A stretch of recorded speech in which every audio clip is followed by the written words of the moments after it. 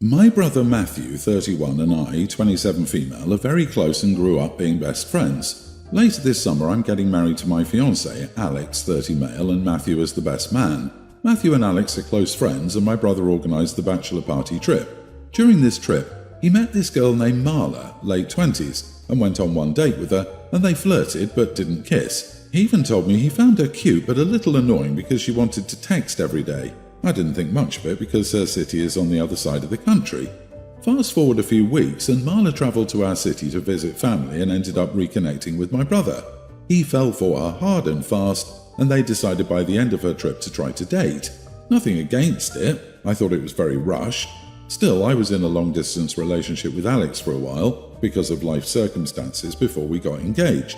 Matthew asked me for Marla to be his date for the wedding reception and for the rehearsal dinner, which I again found a little premature but agreed nonetheless. More recently, I accidentally eavesdropped a conversation between Matthew and Alex, including some private discussions about Marla's intimate prowess. I pretended I didn't hear it, but I was extremely triggered because Alex seemed a little too interested. I was a little disgusted that my brother would discuss his intimacy like that. A few days later, Alex and I finally met Marla in person. She was nice and pretty, although I was surprised because she's not my brother's usual type. She's also from a different ethnic and religious background. No matter how much she tried socializing with me, I confess I was still upset and wasn't very nice to her. Matthew noticed and confronted me over text, so I called him and told him why I was upset and didn't want his girlfriend at the wedding. I did say some explicit things, called Marla names, which I regret, and told my brother that he wasn't in love, he was just in lust because she did some unusual bed stuff. Alex ended up hearing the call and tried reasoning with me. He did say he was sorry for engaging in this type of conversation. I've forgiven him, but he thinks we should let Matthew bring Marla to the wedding. My parents are also on Matthew's side and are pressuring me, they help pay for the wedding, saying that my brother really likes this girl, etc. As far as I know, she's unaware of the whole problem. Honestly, for me, it's almost a matter of honor. I don't see why I should have to see this person I don't know, even at my rehearsal dinner and reception, just because my brother is throwing a tantrum. It is my wedding, not his. He's threatening not to attend if I don't let it go. Am I the idiot for disinviting my brother's girlfriend from my wedding after hearing my brother discuss his personal, intimate life with my fiancé? You are the idiot. You don't dislike her because of something she did. You dislike her because of things other people did to her. You don't even know if she's comfortable with your brother sharing these intimate things about their private life. Yet you act as though she somehow did something to you. You already told your brother she should come, so now you must be true to your word. Your insecurities are your problem to deal with. That's the kicker. Who knows if the brother was even being truthful? Go off on Alex and Matt, but what did Marla do to deserve this? The only time she met you, you weren't nice to her. Then you tried to shame her behind her back after eavesdropping on a private convo. You're trying to hide your jealousy and prejudice behind honor. What honor? Exactly. I'm sorry, OP. This is for whose honor exactly? Do you not want her at the wedding because you think your fiancé is mind-cheating? Or because you're jealous? Or because you're shaming her? You don't like this girl because of her prowess, LOL, and being from another race and religion. Just wow! You're acting like a bigot and misogynist all at once. Yes, you're the idiot for denying your own brother a +1 because you, for whatever reason, are threatened by what she does in bed with your brother. Where does OP get off censoring her brother's intimate life? The number of women with creepy jealous feelings about their brother's mate is damn high. I dated 3 men in my 20s that had messed up sisters like that. So gross and so much more common than anyone ever wants to acknowledge. Maybe you should get some therapy before you get married. So I, a teen male, am on vacation with my family. The people on the trip are me, my parents, my Aunt Jen and my cousins Oliver, Tween and Luna, young grammar school. My mom is super airline savvy, so she managed to get us all seated together in a line. My parents and I were on one side of the aisle and my aunts and cousins were across from us. Anyway, I brought my tablet, which I bought with my own money, on the flight so I could watch Netflix, as it was a pretty long flight. About 20 minutes after takeoff, Luna starts fussing with her mom about something. I turn up the volume on my headphones. Then I feel a tap on my shoulder from Luna, who has the aisle seat. I'm also in the aisle seat. Dialogue is rough since my memory isn't the best. Luna: "Hey, Mommy said I can play on your tablet, give it to me." Me: "No, I'm using it right now, if you ask nicely when I'm done with my episode." Luna: "But she said I could." Me: "I don't care." Luna: "Huff: Mummy, I can play with my name's tablet, right?" Jen. That's right, honey. Luna. See? She said so. Me. It's my tablet, not your mom's. She can't make me give it to you like she can with Oliver. Now leave me alone. I then put my headphones back on and turn up the volume again, drowning out any more whining. About 20 minutes later, my dad taps me on the shoulder and asks if my episode is over because my cousins are getting pretty noisy and my aunt needs a break. I can definitely hear both of them whining and borderline yelling at my aunt that they're bored. Here's where I might be the idiot. I decided that I wanted to keep watching my show and that entertaining my cousins wasn't my job. I say that if Luna can ask nicely, she and Oliver can play for 10 minutes, knowing full well that Luna won't ask nicely because she's spoiled. Jen. Hey Luna, ask my name nicely if you can play. Luna. My name. Can I play? Me. What's the magic word? Luna. Give it. Me. Sorry, that's not the magic word. You don't get to play. I put my headphones back on and turned the volume back up, keeping it that way for the rest of the flight, save for the few times my parents asked me to give my cousins another chance, to which I said no. After the flight, my mum said that what I did was petty and made things unnecessarily difficult for my aunt on the flight. I know what I did was petty, but does it make me an idiot? Not the idiot. Your aunt is teaching your cousins to be entitled, and your parents are enabling her. Good job for standing your ground. Seriously, what sane person brings 2 young kids on a flight without having a carry-on bag full of activities? Tablet, handheld video games, books, colouring books, card games, travel-size board games. So many options. Someone needs to teach Auntie J and her kids some manners. How does Auntie J think she can give permission to use something that isn't hers? And Luna hasn't a clue about politely asking. Well, how could she? Her mom can't teach her how to behave because she doesn't know how to herself. Good on you for showing them their tactics don't work. Yes, this is my observation too. Aunt J doesn't have boundaries, and Luna hasn't learned how to be polite and execute good manners. Bad manners should not be rewarded. OP, ask your parents why they didn't hand over their smartphones to make your aunt's flight easier if it was so important to them. So I, 39 male, live with my wife across the street from a family, Dan and Gina, and their 3 kids, the oldest of which is a young teen boy named Max. I recently took a week-long vacation and made a deal with Max, communication with his parents, that if he came to my house once a day when I was gone to care for my cat, I'd pay him $50. He had 3 main tasks: refill her water dish and automatic feeder, brush her, clean her litter box every other day. When I returned, I found my poor kitty noticeably skinnier, with knots in her fur and a litter box with a week's worth of urine and feces. I took the next hour to give my kitty some TLC and make up for Max's incompetence. The next day, Gina and Max rang my doorbell and Gina conversed politely before asking about the money. I told her how badly Max had cared for my cat and Gina apologized. She then said that, due to his actions, that it would be fine to pay him only $20. I told her no, I would not be paying him anything because it was clear that he never came over at all. Gina argued that I couldn't know that.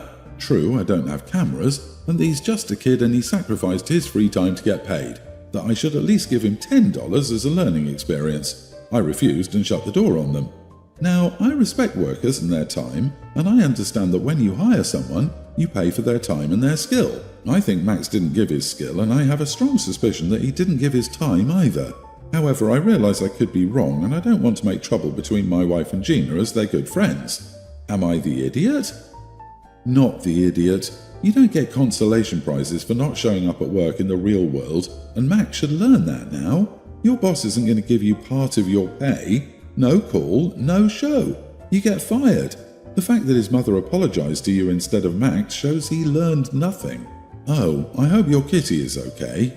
What enrages me is that the cat could have become very sick from a lack of water, and Gina knows he didn't do the work considering how quickly she dropped how much to pay the kid. Also, I bet she gave Max $50 herself so he wouldn't be disappointed. She absolutely did this, and one day she will yell at his boss for firing him. Max could have just shown up once, plopped a huge bowl of water and a big pile of cat food on the floor, and the cat wouldn't have been on the verge of dying. If the mom keeps harassing you, hand her a bill for your time spent convalescing your cat due to her kid's neglect. Also, see if any of your neighbours might have an outdoor security camera pointed at your house to see if he actually bothered to show up.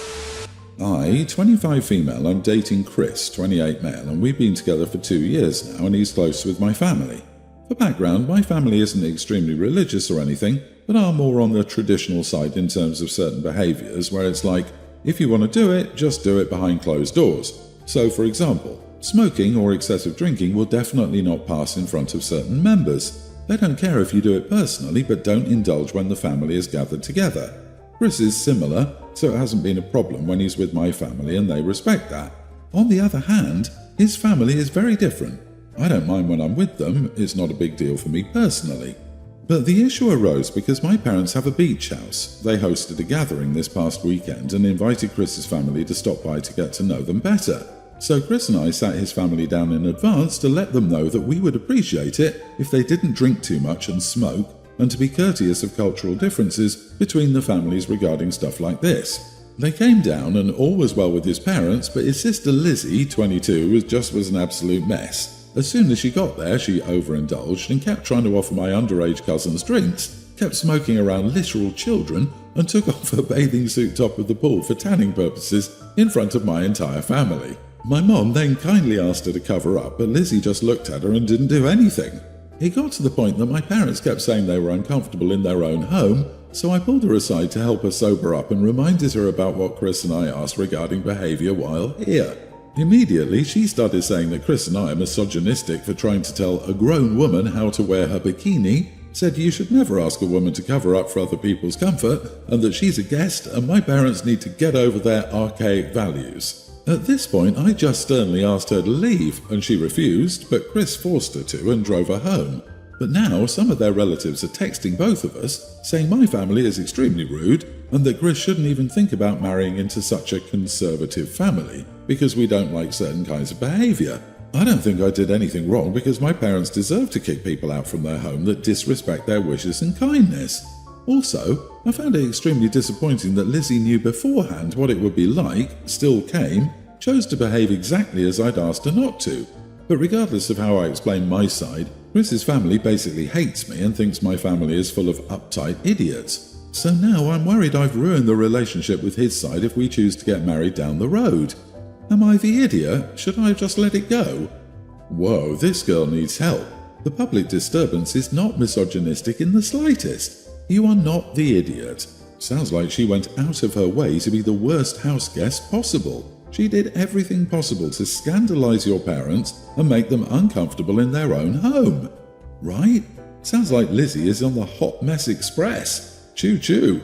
It doesn't even matter that your family is conservative. It matters that the sister made no effort to be a good guest. Part of being a good guest is to read the room and behave in a way that matches the energy of other guests. Girl, honestly, what admiration are you trying to get from these people? The real issue is that Chris's family doesn't understand the context and basic etiquette. They were guests. Any reasonable person would just sit around, chit-chat and eat instead of getting blasted and fighting with the hosts. Even my most degenerate friends know not to make a scene when necessary. If you can't expect them to put in that little effort, why are you trying to make them like you? Oh, and these are the people who will use the OP being snobby and uptight as an excuse to try and vex or humiliate OP as often as possible. So head them off at the pass. As long as you and Chris are happy together and he has your back, you can just stay away from them and stop inviting them to things. If I were you, I'd elope to avoid a bunch of trashy drunks ruining your wedding. I don't drink for religious reasons, but my husband sometimes does. He was having drinks with his brother and two friends at our house, and even though I've never wanted to try alcohol before, I was tempted, so I took a sip of his. We've always shared food and drinks in the past, so I didn't expect him to be upset. But he got annoyed and snatched a glass away, asked me what I was doing, and told me I couldn't drink that. I told him I wanted to see what it tasted like, but he told me I couldn't drink it and that I should have asked him first. I said fine, but honestly I was annoyed as well. So I brought it up once our guests left and we fought over it because he told me I wasn't supposed to drink. My husband isn't religious, and even after I told him I wanted to try it, he wouldn't stop telling me I couldn't, so I don't know what his problem was. He kept saying that I wouldn't like it and how he thought I would get drunk easily, so it wasn't a good idea for me to drink. At one point, he was going on about how I'd be throwing up and he'd have to look after me, which I thought was an exaggeration since I only had a small sip. Am I the idiot? Not the idiot. What a massive overreaction on his part. Given you say he's not religious, it makes absolutely no sense. I can only think of bad things, mainly that he sounds awfully controlling. It's obvious, but I'll say it anyway. If you're of legal age, which you are because you're married, You absolutely can drink alcohol. You shouldn't drink from his glass if he doesn't like it, but you can drink. You don't need his permission or approval. I don't know, it's a red flag, but without much more context, it's just an out-of-the-blue overreaction. Did he have something in that drink? I don't get it. He was weird. I doubt it.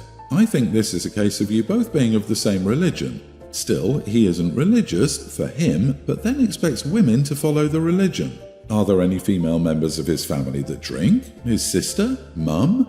I put my $10 on this number. But wait, women aren't allowed to gamble, or vote, or have an opinion. He is trying to police your beliefs and how you practice your faith. In addition, there is a huge difference between having a sip and drinking. This is controlling behavior and not cool. It's a total red flag, OP. He's dishing up some straight-up misogyny here. If he doesn't act that way with other women, it's even more of a warning sign. It can be an indicator that he considers you a possession, not a person capable of making adult decisions. I don't think he cares if I follow our religion or not. At least he's never cared before, and he only converted so we could get married and doesn't really follow the religion. Still, we had to make other concessions for my religion, such as not allowing certain foods in the house and other things. Also, there are women in his family that drink, but they're all atheists or non-religious. So he converted to marry you. That missing detail may explain why he cares so much. Allow me to be the devil's advocate. You required that he convert to marry you. Perhaps he perceived your drinking as a sign that you don't really take your religion that seriously, and he converted for nothing. I get why he's upset. He didn't handle it well, that's for sure, but I do understand.